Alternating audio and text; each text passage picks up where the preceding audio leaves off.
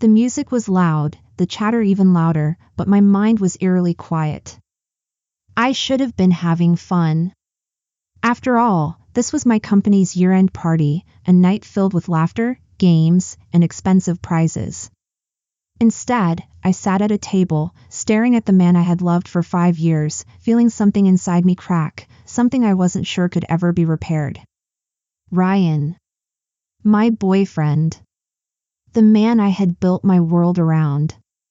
And yet, tonight, as he stood on stage, he shattered me with just 3 words. No, I don't. The host had asked a simple question, do you have a girlfriend? And without hesitation, Ryan answered as if I didn't exist. My breath caught in my throat. My hands clenched into fists under the table. Around me, whispers rippled through the crowd. My colleagues, my friends, everyone in the room knew the truth. They knew Ryan and I had been together for years. They knew we lived together. Some of them had even met him before. But Ryan? He pretended like I wasn't sitting right there. Next to me, my best friend Olivia sucked in a sharp breath, her eyes flashing toward me. She knew me. Too well, knew that behind my calm face, something had snapped. Ryan, meanwhile, had no idea. He was too busy basking in the attention, smiling at my beautiful female manager who sat just a few feet away. Then, as if fate wanted to twist the knife even deeper, Ryan won 3rd prize in the raffle, a tablet. The host congratulated him, but Ryan raised a hand and said, actually, can I exchange this for the hairdryer instead? Olivia immediately shot me a look, and I knew exactly what she was thinking. I had been complaining about my old hairdryer for weeks. It made an awful buzzing sound, and I had told Olivia more than once that I wanted to replace it. She had even made sure that an expensive hairdryer was included in the raffle prizes tonight, just for me. So, of course, she assumed Ryan exchanged his prize for me. That was what a loving boyfriend would do, right? But she didn't know the truth. I had already bought a new hairdryer. And Ryan knew it. He was not exchanging his prize for me. I forced a tight smile, but Olivia's sharp eyes narrowed. She knew something was off. Ryan returned to the table with the hairdryer just as I absent-mindedly picked up a piece of shrimp. Too lazy to peel it, I bit straight into the shell.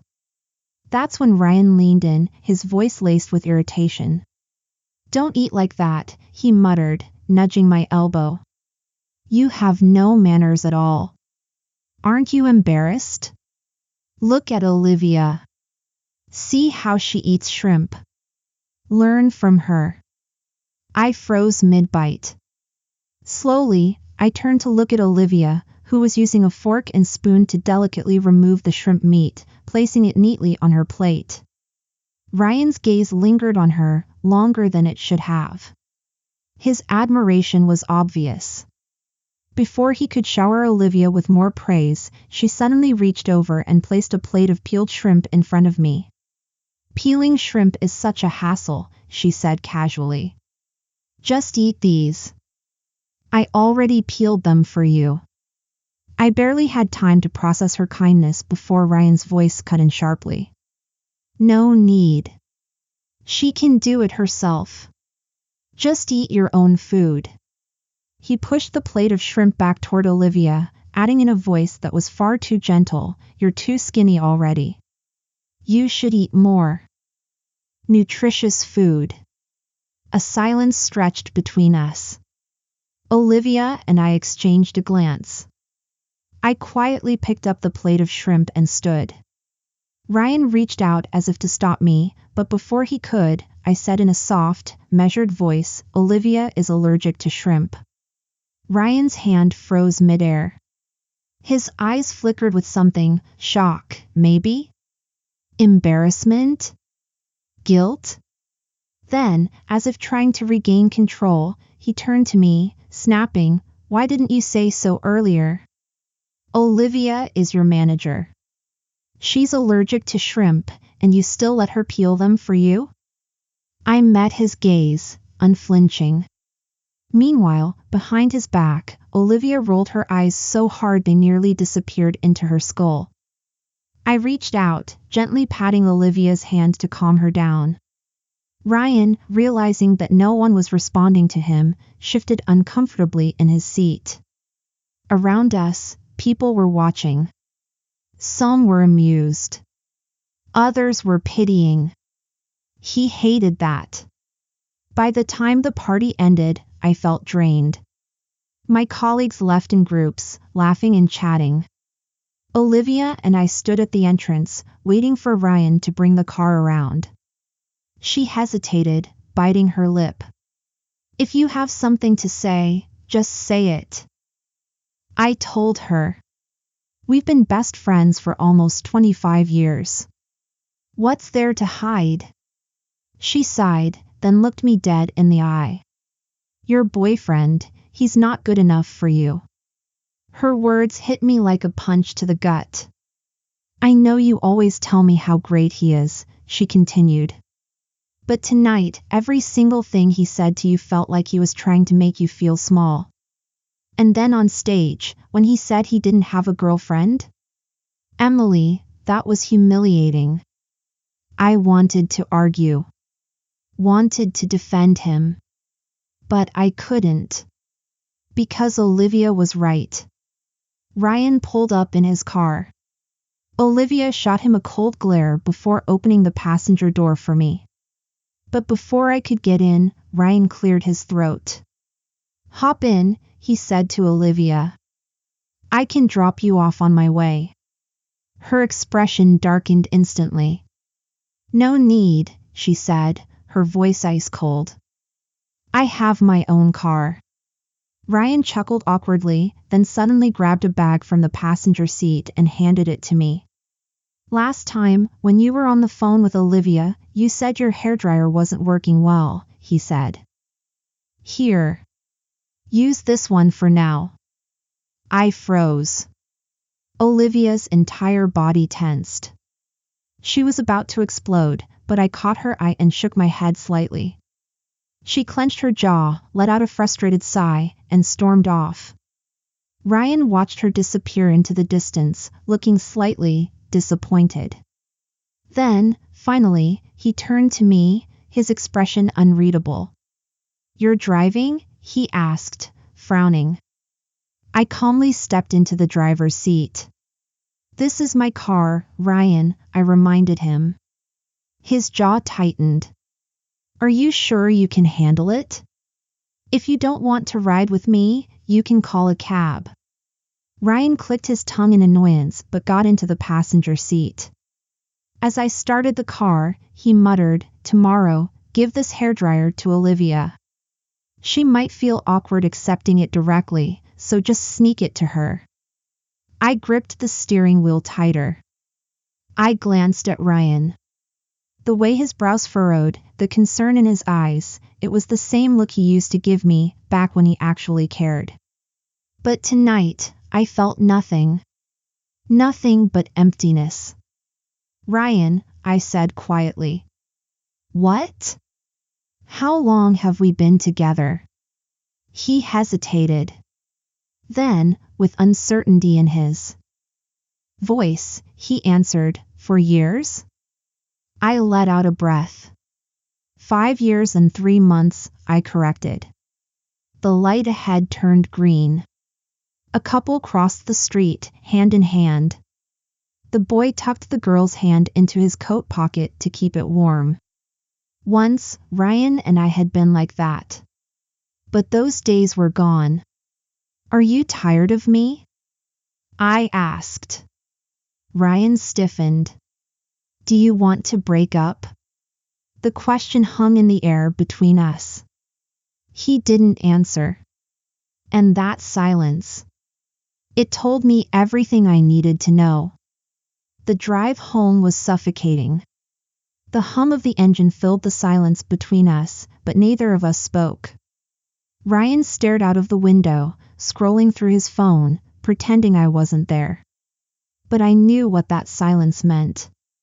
I had known him for 5 years. When something hit a nerve, he shut down completely. He wouldn't argue, wouldn't fight back. He would just shut me out, expecting me to fix things. That was his pattern. And for 5 years, I had let it work. Whenever we argued, I was always the first to apologize. I was the one who had to break the silence. The one who had to make him feel better. Even when he was the one who hurt me, I had to be the one to fix things. But tonight, I wasn't going to do it. Tonight, I had nothing left to fix. By the time I pulled into the garage, my decision was made. Ryan stepped out of the car first, not even waiting for me. He grabbed the hairdryer box and walked straight to the elevator, not sparing me a glance. For the first time, I took my time. I waited for the next elevator instead of following him. By the time I reached our apartment, he was already standing by the door, scowling. "Why did you take so long?" he snapped. "Hurry up and open the door. It's freezing out here." I stared at him for a long moment. The same man I had once loved so deeply. The same man who had slowly made me feel smaller and smaller over the years. And suddenly, I didn't feel sad. I just felt done. I unlocked the door and stepped inside without answering him. Ryan followed, slamming the door shut behind him. I could feel his frustration, the silent demand that I should just move on from what happened at the party. But this time, I wasn't going to let him sweep it under the rug. I turned to face him. "Ryan." He looked up, annoyed. "What?" I took a deep breath. "Let's break up." He froze. For a long moment, he just stared at me as if he hadn't heard me right. Then he scoffed. "Are you serious?" "Yes." "Emily," he sighed, rubbing his temples. "We agreed when we first got together that we wouldn't throw around the word breakup over stupid fights. If you're upset about something, just say it. Don't be immature." I let out a quiet, bitter laugh. "Upset? You really think this is just me being upset?" Ryan crossed his arms. "What do you want me to say, huh? I pissed you off at the party? Fine. My bad. Can we move on now?" "Ryan." I took a step closer, looking him dead in the eye. "Do you still love me?" His mouth opened, but no words came out. For the first time since we met, Ryan hesitated. And that was my answer. I smiled. Not because I was happy, but because I finally understood. "You don't, do you?" I whispered. "Of course, I do," he snapped quickly, his voice defensive. But I saw the flicker of panic in his eyes. He was lying. "Then why did you tell the host tonight that you don't have a girlfriend?"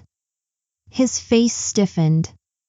"After 5 years, I was never really your girlfriend, was I?" My voice was calm. Too calm. "What was I, Ryan? A roommate? A backup plan? A convenient plus one?" He clenched his jaw, looking away. "Don't pretend anymore," I sighed.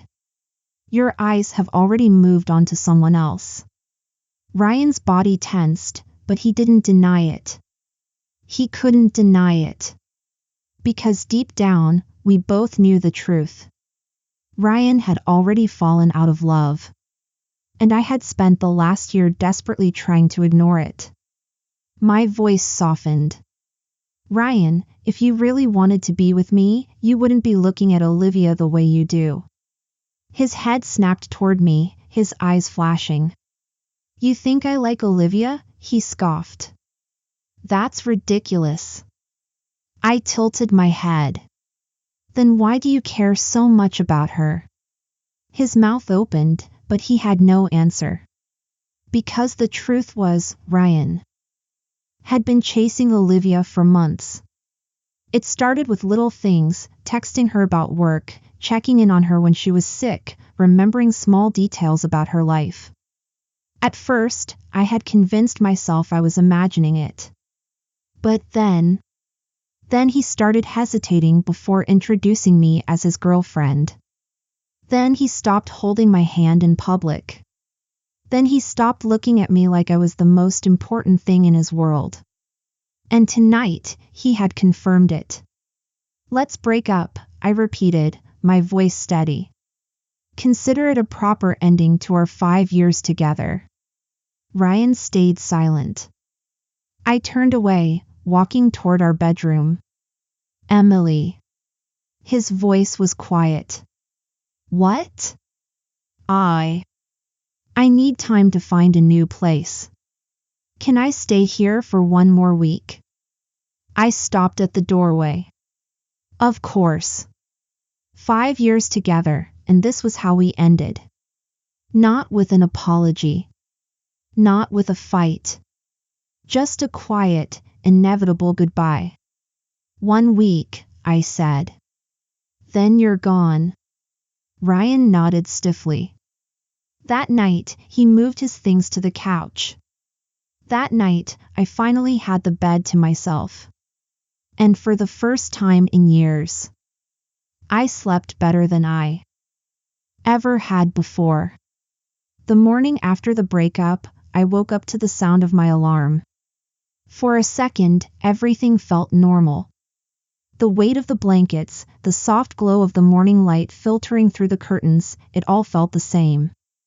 But then, I turned my head and saw the empty space beside me. And I remembered. Ryan was gone. Or rather, he was in the living room, sleeping on the couch. I sat up slowly, stretching my arms. A strange lightness filled my chest. It wasn't happiness, not yet, but it was something close to relief. For the first time in years, I didn't wake up worrying about how to make my boyfriend happy. I didn't have to walk on eggshells. I didn't have to apologize for something I didn't do. I was free. I got out of bed, moving through my morning routine as if nothing had changed. By the time I stepped into the kitchen, Ryan was already awake, sitting on the couch, scrolling through his phone. His hair was messy, his jaw unshaven, and his expression dark. He looked like a man who had spent all night thinking. You're up early, I said, pouring myself a cup of coffee. Ryan barely looked at me. Couldn't sleep. I hummed in response, taking a sip. For once, I didn't feel the need to comfort him. For once, I didn't feel responsible for fixing his mood. Your mess from last night is still in the living room, I said casually. Ryan glanced at the table, where his dirty dishes and crumpled socks still sat. He let out an annoyed sigh. Are you really going to start nagging me first thing in the morning? He muttered. I shrugged. We're not together anymore, Ryan. If you're living here for the next week, clean up after yourself. I'm not your maid. Ryan scoffed. You never complained before. I turned to him, raising an eyebrow. That was before I realized you're perfectly capable of doing things yourself. You just never did because you knew I'd do them for you. He opened his mouth to argue but stopped himself. His jaw tightened, and he stood up abruptly, grabbing his plate and storming toward the sink. As he washed the dishes, I watched him, a strange feeling settling in my chest. 5 years. 5 years, and this was the first time he had ever washed his own plate without me asking him twice. I finished my coffee, set my mug down, and grabbed my bag. I'm heading to work, I said. Ryan turned off the faucet and wiped his hands. You're going early. Not really. I slipped on my shoes and walked toward the door. Just as I was about to step out, Ryan called my name. Emily. I hesitated, glancing over my shoulder. He looked at me, his expression unreadable. Are you really okay with this? I met his gaze. I am. Ryan swallowed hard, as if he didn't believe me. 5 years, Emily. I know. We were supposed to get married. I smiled faintly. Then maybe you should have introduced me as your girlfriend last night. His face darkened, but I didn't wait for his response. I closed the door behind me and left. At work, Olivia was waiting for me at my desk, arms crossed, eyes burning with curiosity. How was last night? She asked. I set my bag down and sighed. He didn't fight me on the breakup. He just accepted it. Olivia frowned. That's weird. He didn't try to convince you to stay? No. I hesitated, then added, but... My hands trembled as I stared at the email. A formal complaint, filed against me, by Ryan. I took a slow breath, trying to steady myself. I wasn't scared. I was furious. Ryan wasn't just refusing to let go. He was trying to ruin me. I clicked open the complaint, scanning the details. His accusations were absurd. Emily has been treating me unfairly since I started working here. She's been trying to sabotage my career out of personal resentment. She's encouraging others to ostracize me. Lies. Every single word. And the worst part, I knew exactly why he was doing it. Ryan had spent 5 years controlling me. Whenever we fought, he knew I'd be the first to apologize, to make things right.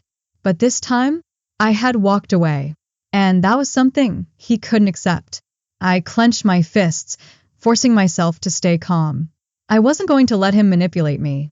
I needed to be smart. I needed to end this. 30 minutes later, I was sitting across from the HR manager in a private office. She folded her hands on the desk, watching me carefully. Emily, I just want to get your side of the story. I nodded. Of course. But before I explain, can I ask something? Go ahead. Does Ryan's complaint come with any proof? She hesitated. Not exactly.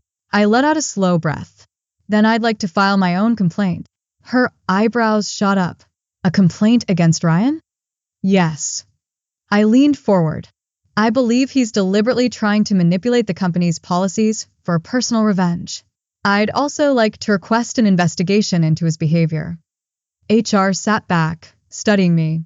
Do you have proof? She asked. This time, I did hesitate. Because no, I didn't. But I had Olivia. And she wasn't about to stay silent. That afternoon, Olivia stormed into the HR office like a hurricane. Fire him. The HR manager blinked. Olivia, no, seriously, Olivia said, slamming her hands on the desk. That man is obsessed with Emily. He applied for this job after they broke up. He moved into the apartment across from her. He's been making her uncomfortable at work. And now, because she won't take him back, he's trying to get her fired. HR cleared her throat. We need more than just accusations. Olivia's eyes flashed. Then check the security cameras. I looked at her sharply. What? Last night, Olivia said, turning to me. You said Ryan came back to your apartment to pick up his stuff, right? I nodded slowly. Then ask the building security for footage, she said. Let's see if he really left after that. My stomach twisted. I hadn't even thought about that. But Olivia had. And suddenly I had a very, very bad feeling. That night, I went straight to the security office in my apartment building. I need to check the camera footage from last night, I told the guard. He frowned. Everything okay? Just a personal matter. He nodded and pulled up the recordings. I watched as Ryan entered my apartment. Then, 10 minutes later, he left. I exhaled, relieved. Maybe I had been overthinking. Maybe. Then the guard fast-forwarded. And my blood turned to ice. Because 2 hours later, Ryan came back. But he didn't go inside. He stood outside my door, just standing there, for almost half an hour. And when he finally left, he smirked at the camera, like he knew I'd be watching, like he wanted me to see it. I gripped the edge of the desk, my breath shaky. This wasn't just a toxic ex. This was stalking. And I had just found my proof. The next morning, I walked into HR with a USB drive containing the security footage. I placed it on the desk. This is all the proof you need. The HR manager watched the footage, her face paling. Emily. She swallowed hard. I'm so sorry. I nodded, my jaw clenched. I want him fired. Absolutely, she said immediately. I'll take this to the CEO. This isn't just a workplace issue anymore. This is harassment. I exhaled slowly. It was finally happening.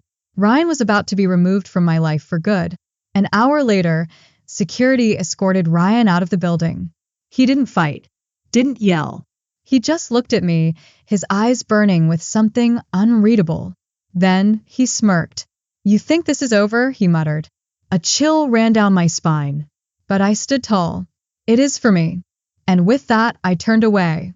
For the first time in 5 years, I walked away from Ryan without looking back. But I had no idea that he wasn't done with me yet. Not even close. I thought it was over. I thought Ryan was out of my life for good. But I should have known better. Because men like him, they never let go that easily. The day after Ryan was fired, I woke up feeling lighter. No more seeing him at work. No more finding him in my space. For the first time in weeks, I felt safe. Or so I thought. Because the moment I checked my phone, my stomach dropped. A message. From an unknown number. Miss me? My hands clenched around my phone. Ryan. Of course it was Ryan. I blocked the number immediately. But an hour later, a new message appeared. Ignoring me won't change what's coming. A chill ran down my spine. I didn't reply. I didn't react. That was what he wanted. But deep down, I knew he wasn't done. Not yet. I went to work, trying to shake the uneasy feeling. Olivia was waiting for me at my desk, arms crossed. Did you block him? She asked immediately.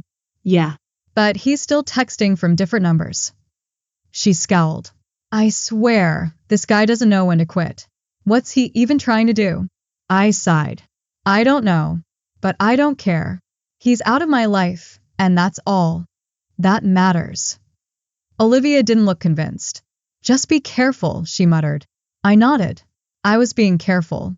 I just didn't realize that Ryan had already made his next move. That night, I came home late, exhausted from back-to-back meetings. I unlocked my apartment door and stepped inside, tossing my bag onto the couch. Then I froze. Something was off. I couldn't explain it, but I felt it, like someone had been here. I glanced around. Everything looked normal. Nothing was missing. Nothing was out of place. But that feeling, it wouldn't go away. I took a slow breath and checked the locks. Secure. I shook my head, forcing myself to relax. Maybe I was just being paranoid. Maybe I was just... Then I saw it. A note. Sitting on my kitchen counter. My blood turned to ice. I hadn't left that there. Hands trembling, I reached for the paper. There were only 4 words written on it. You should have stayed mine. A cold wave of fear crashed over me. Ryan. He had been here. Inside my apartment. While I was gone. I dropped the note like it burned me. My pulse pounding in my ears. No. No, no, no. I had changed the locks. I had security footage proving he didn't have access. So how the hell had he gotten in? Then I remembered. The night he came back for his stuff. Had he made a copy of my key? I stumbled back, my breath coming in short, sharp gasps. I had to get out. I had to call someone. I grabbed my phone and dialed the first number that came to mind. Matthew, Olivia's older brother. It rang twice before he picked up. Emily. His deep voice was calm, steady. But I wasn't. Matthew. I whispered, my voice shaking. I think Ryan broke into my apartment. There was a pause. Then, I'm on my way. 10 minutes later, Matthew arrived. He didn't ask questions. He didn't waste time. He stepped inside, scanned the room, and locked the door behind him. "Show me," he said. I handed him the note. His eyes darkened. "Pack a bag." I blinked. "What?" "You're not staying here tonight. Pack a bag. You're coming with me." My heart pounded. "Matthew, Now, Emily." His voice was firm. I didn't argue. I grabbed a bag, stuffing clothes and essentials into it as quickly as I could. My hands were still shaking. My mind was still racing. Ryan had been here, watching, waiting. And if I had come home just a little earlier, I shuddered. I didn't want to think about it. Matthew took my bag and led me to his car. I slid into the passenger seat, my heart still hammering. "You're staying at our place until we figure this out," he said as he pulled onto the road. I swallowed hard.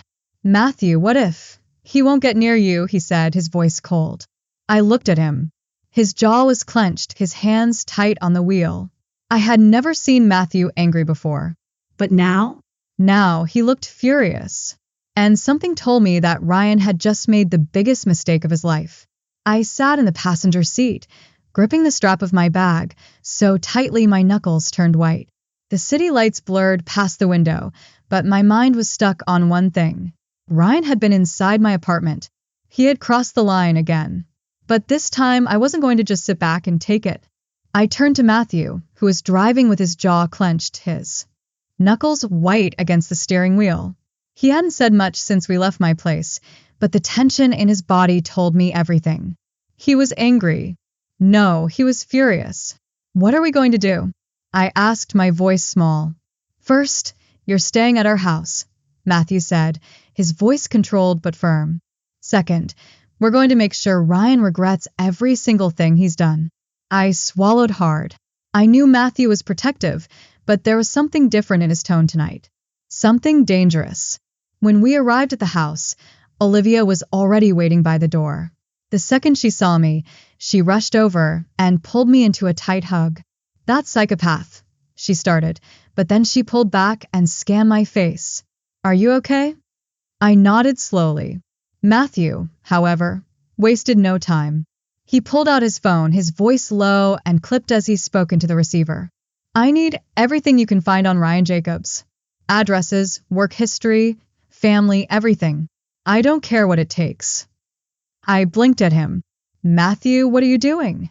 He slipped his phone into his pocket, his sharp gaze locking onto mine. "You want this too. And don't you?" I exhaled. "Of course I do." "Then trust me." I hesitated. Matthew had always been intense, but this felt like something else. I turned to Olivia, who just shrugged. "He's in full protective brother mode. Just let him do his thing." The next morning, Matthew handed me a burner phone. "Ryan won't be able to contact you anymore," he said simply. I stared at it. "You changed my number?" "No. I made sure he'll never get near your number again." I didn't ask what that meant. I wasn't sure I wanted to know. But I trusted him. For the first time since this whole nightmare started, I felt like I wasn't fighting alone. Later that day, I received an unexpected call from my building's landlord. "Miss Emily, I'm really sorry about this, but your ex-boyfriend came by today, demanding access to your apartment." My stomach dropped. "What did you do?" I asked, my voice shaking. I refused, of course. But he got aggressive, so we called security. He left, but something felt off about him. I gripped my phone tighter. "Thank you for letting me know." I ended the call and turned to Matthew. "Ryan went back to my apartment today." Matthew exhaled through his nose. "He's desperate, which means he's about to make a mistake." I frowned. "What do you mean?" Matthew leaned forward, his eyes gleaming with something dark. "I mean, he's not as smart as he thinks he is." And he was right, because later that night, Ryan did make a mistake. A big one. At 2 a.m., security cameras caught him breaking into my apartment. He used a key. A spare key he must have made while we were still together. The footage showed him searching through my things, his face twisted in frustration when he realized I wasn't there. And then he trashed the place. Tore through my clothes. Broke my mirror. Dumped my belongings onto the floor like a child throwing a tantrum. He had finally snapped. And this time, he had left evidence. Real, undeniable evidence. The police were called immediately. And the next morning, Ryan Jacobs was arrested for breaking and entering, vandalism, and harassment. It was finally over. I stood outside the courthouse 2 weeks later, my hands gripping the sleeves of my coat. Ryan had taken a plea deal. He would be serving jail time, followed by a restraining order that ensured he would never come near me again. I should have felt relieved. And I did. But mostly, I felt powerful. Because after 5 years of being the girl who always apologized, who always forgave, who always put him first, I had finally chosen myself. I turned to Olivia, who was grinning ear to ear. It's over, babe. I exhaled slowly. Yeah, it is. Matthew walked up beside us, hands in his pockets. What now? He asked. I thought for a moment. Then I smiled. Now, I moved forward. And for the first time in a long time, I meant it.